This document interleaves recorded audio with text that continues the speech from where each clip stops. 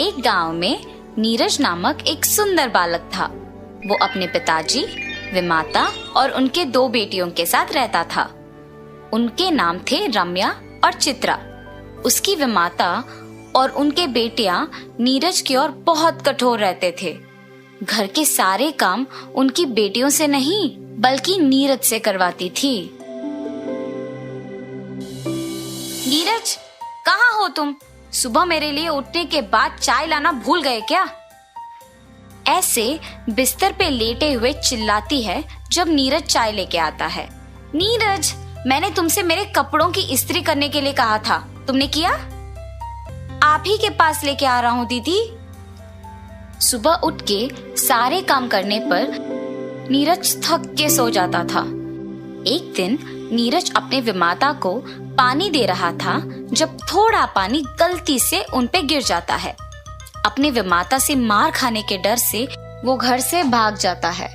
जहाँ भी जाओगे घूम फिर के तो तुम वापस घर ही आओगे, तब देखती हूँ। ऐसे वो घर से निकलकर चलते चलते बहुत दूर चला जाता है। न जाने अब मैं कहाँ हूँ, बहुत रात हो गई है, मुझे यहीं कहीं सोना होगा। ऐसे वो उसके चारों ओर देखता है।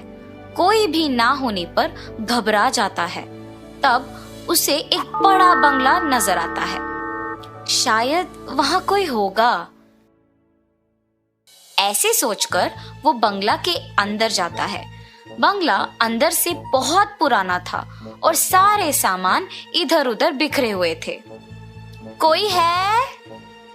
ऐसे आशा में चिल्लाता है कि कोई दिख जाए और घर में पुरानी चीजें होने के कारण इधर उधर देखता है। तब उसे उन चीजों में एक चमकता हुआ कुछ दिखाई देता है। यहाँ के सारे वस्तुओं पे धूल है, मगर ये क्या है जो चमक रहा है? ऐसे नीचे पड़े हुए उस चमकते हुए वस्तु को उठा के उसे साफ करता है और तब देखता है कि वो एक आईना है। साफ करने के बाद वो एकदम नया दिखता है। ये चीज तो टूटा भी नहीं है और मेरे साफ करने पर नया दिख रहा है। मैं अगर नीचे भी गिर गई तो भी नहीं टूटूंगी। तुम बात भी करते हो? हाँ, मैं बात कर सकती हूँ।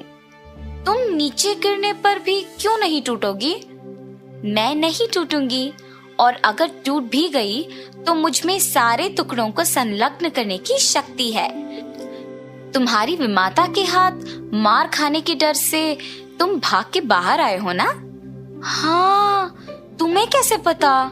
मुझे सब पता है, मैं कुछ भी कर सकती हूँ। अच्छा, तुम सब कुछ कर सकती हो ना? तो मैंने सुबह से कुछ नहीं खाया है, मुझे बहुत भूख लग रहा है। मुझे खाने के लिए कुछ दे सकते हो? जरूर, मुझे देखकर तुम्हारा मनपसंद खाना को मांगो। नीरज जैसे ही आईने को देख के अपना मनपसंद खाना मांगता है, वो उसके सामने प्रत्यक्ष होता है और वो आश्चर्यचकित रह जाता है। तुम सच में कुछ भी कर सकते हो, तुम जादुई आईना हो। उसका मनपसंद खाना उसको मिलते देख नीरज सब भूल जाता है और खाके वही आराम से सो जाता है। अगली सुबह अपने विमाता की आवाज सुनाई पड़ने पर उठ जाता है। अपने कमरे में रहते देख वो दंग रह जाता है। कल रात तो मैं बंगले में सोया था, यहाँ कैसे आ पहुंचा? तुम्हें यहाँ मैं लाई। तुमने? मगर क्यों? अगर मेरी विमाता मुझे देखेगी तो मारेगी। मुझे डर लग रहा है, मैं यहाँ नहीं रहूंगा, मैं चला जाऊंगा। इतना क्यों डर रहे हो? क्या तुम्हारी विमाता अच्छी नहीं है? मेरी विमाता बहुत अच्छी है, पर उनको मैं पसंद नहीं हूँ। अगर वो मुझे पसंद करती तो मेरी बहुत अच्छी देखभाल करती। तो फिर अपने विमाता में बदलाव क्यों नहीं लाते तुम? मैं उनसे कैसे कहूँ कि मुझसे अच्छे से पेश आए? मैं तुम्हारी मदद करती हूँ, तुम डरो मत। तुम्हारे बहनें स्कूल के लिए तैयार हो रही हैं। तुम नहीं जाओगे?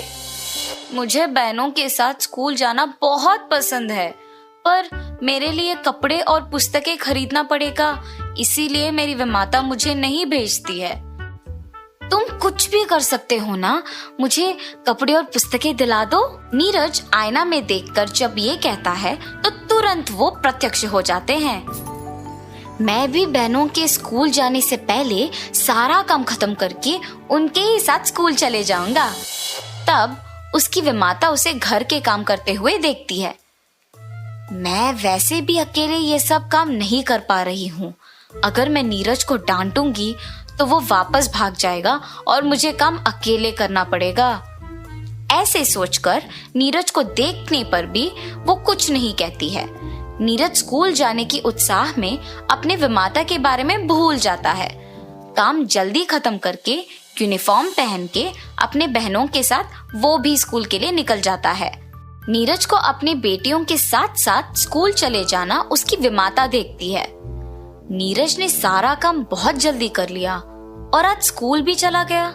उसको नए कपड़े कहाँ से मिले? ये बात मुझे उसके स्कूल से आने के बाद पूछना होगा। और उसके स्कूल से आने वक्त तक इंतजार करती है। नीरज के स्कूल से आने के बाद मुझे उससे प्यार भरी बातें करके उसको पूछना होगा कि उसके नए कपड़े खरीदने के पैसे कहाँ से मिले। इतने में नीरज उसके बहनों के साथ स्कूल से वापस आता है। माँ, नीरज के हमारे साथ स्कूल आना मुझे बिल्कुल नहीं पसंद। हाँ माँ, मुझे भी। उनके माँ नीरज के नए कपड़े और पुस्तकों के बारे में जानने के लिए उन्हें चुप करवाती है। चित्रा, भैया को ऐसे नहीं बोलते। नीरज, इधर आओ बेटा। ऐसे प्यार से बुलाकर उसको अपने बगल में बिठाती है। बेटा, स्कूल का पहले दिन कैसे लगा तुमको? नीरज को जब विमाता उसकी माँ की तरफ प्यार से पेश आना देख उसे बहुत खुशी होती है। काश मेरी विमाता हमेशा मुझसे ऐसी ही बात करती। नीरज, बेटा तुम्हें ये स्कूल यूनिफॉर्म, बैग और पुस्तकें कहाँ से मिले? विमाता, ये सब मैंने नहीं खरीदा। और ऐसे नीरज उनको जादुई आईने के बारे में सब कुछ बताता है। बेटा, मुझे वो आईना दिखाओगे? जी विमाता, अभी लेके आता हूँ। आईना लेकर अपने विमाता को देता है और उस आईने की कहानी उसकी बहनें भी सुनती हैं। माँ, मैं पहले मेरी मनपसंद चीजें मांगती हूँ, मुझे वो आईना दो ना माँ। माँ, बड़ी बहन होने के नाते मुझे वो आईना पहले मिलना चाहिए। मैं पहली अपनी मनपसंद चीजें मांगूंगी। तुम दोनों लड़ो मत। चित्रा ने पहले पूछा तो पहले उसे मिलेगा ये। पहले जादुई आईना चित्रा को मिलने पर वो बहुत खुश होती है। मुझे सबसे खूबसूरत बनाओ। ऐसे कहते ही चित्रा बहुत सुंदर बन जाती है और फिर आईना रम्या को दिया गया। मुझे मेरी बहन से भी सुंदर बनाओ। ऐसे मांगते ही रम्या चित्रा से भी ज्यादा खूबसूरत बन जाती है, पर उससे संतुष्ट ना होकर लालच से वो आईने से और खूबसूरत बनाने के लिए मांगती है और तुरंत उसकी सारी सुंदरता खोकर वो बदसूरत बन जाती है। तब रम्या दुखी होती है, ये सोचकर कि ज्यादा खूबसूरत बनने के लालच में ऐसी स्थिति आ गई कि अपने आप को आईने में नहीं देख पा रही हूँ। रम्या को ऐसे बदसूरत देख उसकी माँ भी बहुत दुखी होती है। अपनी बहन और विमाता को दुखी देख नीरज जादुई आईने को अपने हाथ में लेके खुद अपनी बहन को सुंदर बनाने के लिए मांगता है। तुरंत उसकी बहन खूबसूरत बन जाती है। रम्या के लिए नीरज ऐसे मांगते देख उसकी विमाता को समझ आता है कि वो अपनी बहनों को और उन्हें कितना प्यार करता है और नीरज के साथ उसके बुरे बर्ताव के लिए अफसोस करती है। तब से नीरज को भी अपने बेटियों के समान प्यार करती है, उसे स्कूल भी भेजती है। ये सब देख नीरज भी बहुत खुश होता है। ये सब उस जादुई आईने की वजह से हुआ है। ऐसे सोचकर वो खुशी खुशी अपनी जिंदगी जी लेता है।